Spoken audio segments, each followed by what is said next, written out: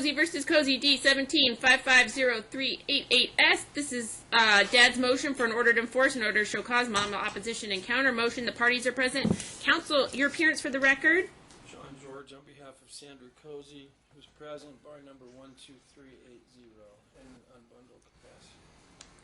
All right. Did the two of you have an opportunity? I know I had about 100 hearings they put on my calendar yesterday morning.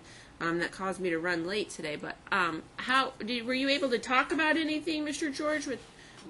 No, and resolve anything? All right, everybody have a seat then.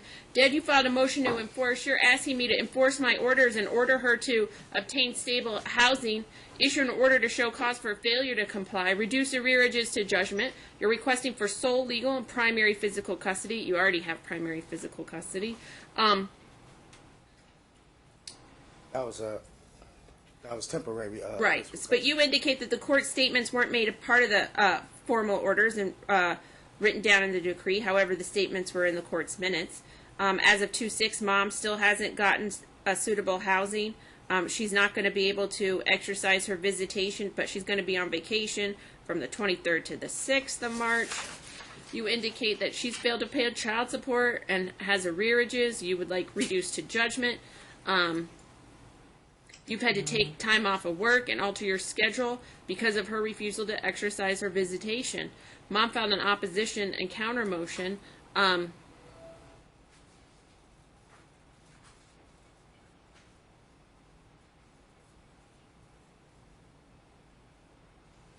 In the counter motion, counsel, you request that I reconsider all the orders made at the calendar call and set an evidentiary hearing. Yes, Your Honor. Originally, this was scheduled for an evidentiary hearing. Discovery was propounded. The defendant didn't respond at all, so I found it kind of ironic that the defendant's now asking that this issue be put in front of the court, obviously for the purpose of punishing my client, when he completely disregarded all of his responsibilities when it came to the discovery process. But we entered into a resolution. Well, and the resolution was entered into with new counsel that didn't really understand the case, that was unaware that the defendant hadn't responded to any of the discovery. Yeah, but counsel, I mean, that's counsel's responsibility, whether they're new, old, or otherwise. You can't accept a case unless you can ethically represent the person well. And if you can't do that, whether you're hired the night before, then that's counsel's obligation, and that's counsel's duty, and that's between counsel and perhaps the state bar, but that's not an issue to undo an agreement. Right. Well, so since he filed the motion, part of the counter motion was to ask that everything be stayed and to let the evidentiary hearing go forward. Because obviously... But there was a resolution, so why would we set it for evidentiary hearing? Okay, so... There's a decree.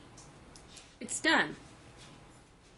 Is there a change in circumstances? Is that what you're saying? I think there is a change in What's the change in circumstances? She still don't have any living condition, in which that's the same condition, and which part of the motion was for her to obtain stable living condition due to the evidence on my behalf as well as her behalf. Oh, Mr. George, what's going on with her? Does she have a place to live? Does she have a job? What's going on with her? A place to live. Her credit. She supported him the entire time they were married. Okay, but okay. So now what's going on? As a result of that, so she's still looking for a place to live.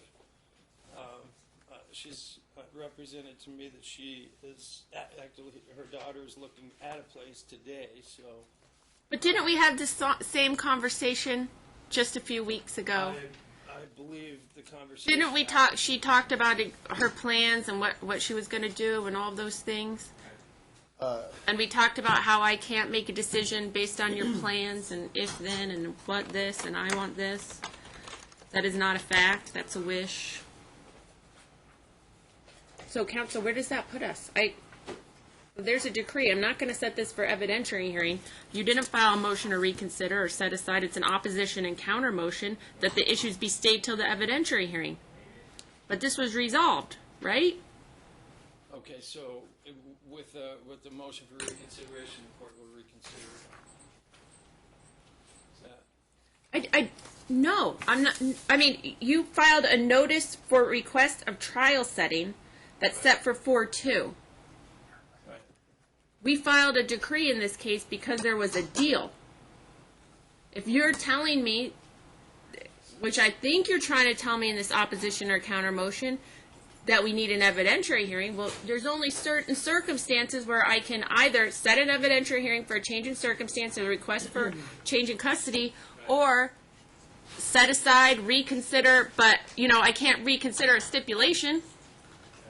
So, I mean, this opposition and counter motion doesn't really raise those issues appropriately. Right now, Dad, I'm not going to put her in custody for failing to obtain stable housing.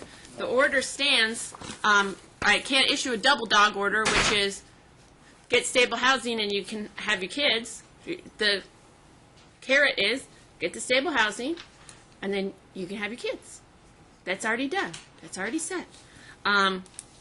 So I will give you that yellow piece of paper. Oh, we'll get you another yellow piece of paper for information to contact the Child Support Division and obtain information and resources on collecting your arrearages and reducing those to judgment and getting the child support through the district attorney's office. Okay, Your Honor, my thing is that far as school in the program of Champions, she's not allowing me to access the account for Champions for me to have my brother pick my son up if any altercation, where any late tardiness is to pick her up, or whatever the case may be. Okay. I've talked to the head of Champions.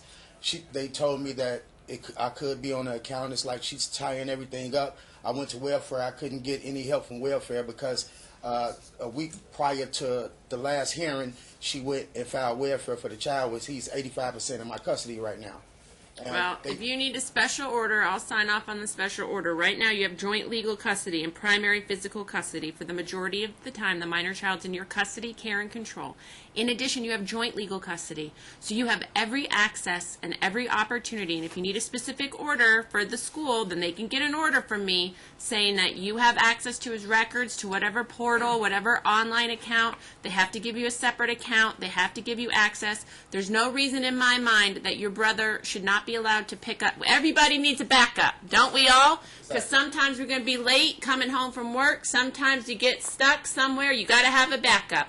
It's in Daryl's best interest to make sure that there's a backup and somebody available to pick him up. So that's my specific order. If that doesn't happen, I'll sign an order that you prepare directed to the school.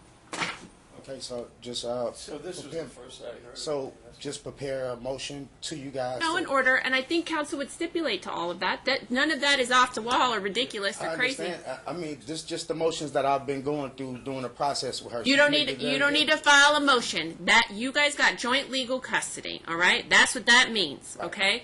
And absent something, tell him your brother just got out of 20 years in San Quentin for knocking over about 85 liquor stores. Well, then maybe he shouldn't pick up. But if there's no good reason why he shouldn't pick up, he needs to be able to pick up. Exactly. Got it? All right? Okay. Thank you, counsel. Mr. Tillman.